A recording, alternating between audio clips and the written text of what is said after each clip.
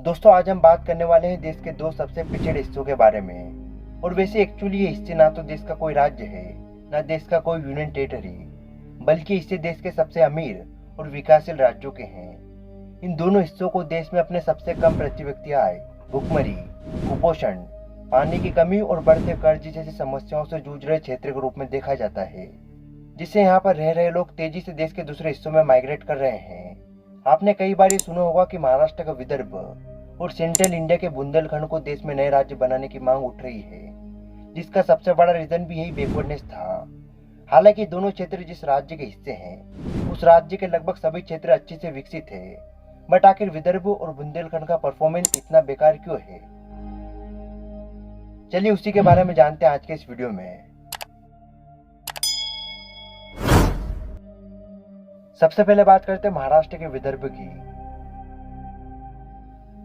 विदर्भ महाराष्ट्र के eastern part में स्थित अपनी डाइवर्स ज्योग्राफी और अपने मिनरल फॉरेस्ट रिजर्व के लिए जाना जाता है।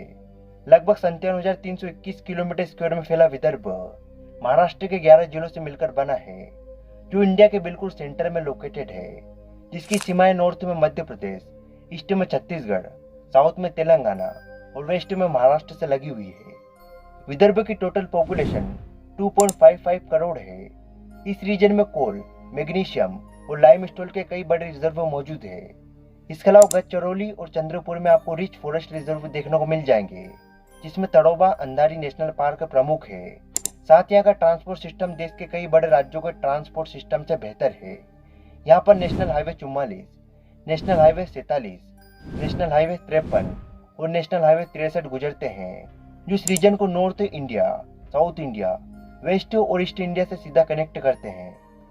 और साथ ही साथ बन रहा समृद्धि महामार्ग एक्सप्रेसवे विदर्भ को मुंबई पोर्ट की डायरेक्ट कनेक्टिविटी प्रोवाइड करता है। विशाखापट्टनम पोर्ट भी यहाँ से सिर्फ 779 किलोमीटर की दूरी पर है।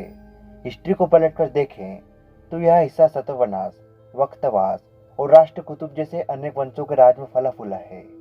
इन ऑल इस रीजन के पास नेचुरल रिसोर्सेज, स्ट्रेटेजिक लोकेशन और डेमोग्राफिक डिविडेंड होने के बावजूद भी ये इतना पिछड़ा है। आज विदर्भ की 65% पॉपुलेशन का main source of income agriculture पर डिपेंड है।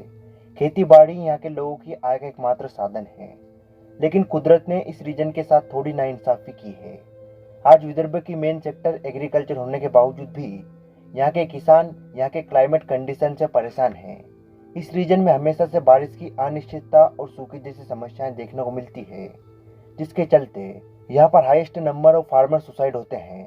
साल 2015 में विदर्भ रीजन में 1569 फार्मर सुसाइड के केस आए थे। हालांकि इस क्लाइमेट कंडीशन का कारण सिर्फ नेचुरली नहीं, बल्कि यहाँ का बेड वाटर मैनेजमेंट सिस्टम भी है। इस हिस्से में राज्य की सबसे गरीब आबादी रहती है। यहाँ के लोग कुपोषण और खराब हेल्थ केयर सिस्टम से जूझ रहे हैं। साथ ही इस रीजन के लोगों का लिटरेसी रेट, एम्प्लॉयमेंट रेट और पर कैपिटा इनकम भी काफ़ी कम है। यह रीजन महाराष्ट्र के टोटल एरिया का 31.6% और पॉपुलेशन का 21.3% है, मगर राज्य की जीडीपी में केवल 10% का ही कंट्रीब्यूट करता है। टूरिज्म की बात करें तो इसमें भी वेस्टर्न महाराष्ट्र का टूरिज्म अच्छे तरीके से डेवलप्ड है, जो सालाना करोड़ों रुपए का रेवेन्यू जनरेट करता है। जबकि विदर्भ के पास तड़ोबा अंधारी नेशनल पार्क जैसे कई नेचुरल अट्रैक्शन होने के बावजूद इंफ्रास्ट्रक्चर और प्रमोशन की कमी के चलते टूरिज्म उतना डेवलप नहीं हो पाया है। और सरकार की यही पार्शियलिटी हमें इंफ्रास्ट्रक्चर डेवलपमेंट में भी देखने को मिलती है। विदर्भ को इंडिया की लॉजिस्टिक कैपिटल बनाने के लिए लगभग 20 साल पहले 2005 में मिहान प्रोजेक्ट लॉन्च हुआ था, लेकिन अभी तक ये प्रोजेक्ट कंप्लीट नहीं हुआ है। इसके साथ साथ मुंबई और पुणे के पास एडवांस पब्लिक ट्रांसपोर्ट सिस्टम है, जैसे कि लोकल ट्रेन और मेट्रो ट्रेन नेटवर्क्स।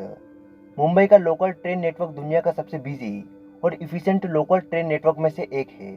पुणे में भी मेट्रो काफ़ी एडवांस स्टेज में है और रैपिडली एक्सपेंड हो रही है, जबकि विदर्भ की मेन सिटी नागपुर में इंफ्रास्ट्रक्चर अभी भी डेवलपिंग स्टेज में है। इस रीजन में हेल्थ केयर का भी यही हाल है, जहाँ पर महाराष्ट्र स्टेट में हर 834 लोगों पर एक डॉक्टर है, वही विदर्भ में यह रेशियो 1:700 का है। और यही सेम प्रॉब्लम बुंदेलखंड की भी है। यहाँ पर भी नेचुरल क्लाइमेट इस रीजन की एक मेजर प्रॉब्लम है। ये रीजन देश के दो राज्य उत्तर प्रदेश और मध्य प्रदेश के 6 जिलों से मिलकर बना है। बुंदेलखंड की स्ट्रेटेजिक लोकेशन इसे हर समय पर अलग अलग साम्राज्यों को निशाना बनाती रही। ये रीजन नॉर्थ और सेंट्रल इंडिया के मेजर रोड्स को कनेक्ट करता है जो इसे महत्वपूर्ण मिलिट्री और ट्रेड रूट बनाता है। शेरशाह सूरी के समय से लेकर मुगल और मराठा साम्राज्यों तक सभी ने बुंदेलखंड पर अपना अधिकार जमाने की कोशिश की। बुंदेलखंड रीजन को अपनी ज्योग्राफी की वजह से बार बार सूखे और पानी की कमी का सामना करना पड़ता है, जो यहाँ की कृषि पर बहुत ही बुरा असर डालता है, क्योंकि यहाँ पर बेटर वाटर मैनेजमेंट और बेटर इरिगेशन फैसिलिटीज अवेलेबल नहीं है, जिससे यहाँ की ज़मीन हमेशा सूखी पड़ी रहती है, जिससे यहाँ पर पॉवर्टी और फूड इनसिक्योरिटी दोनों ही बहुत बड़ा इश्यू है। एमपी की ह्यूमन डेवलपमेंट इंडेक्स की रिपोर्ट के अकॉर्डिंग बुंदेलखंड के 38% लोग बिलो पॉवर्टी लाइन हैं। बुंदेलखंड की इकोनॉमी प्रीडोमिनेटली एग्रीकल्चर है।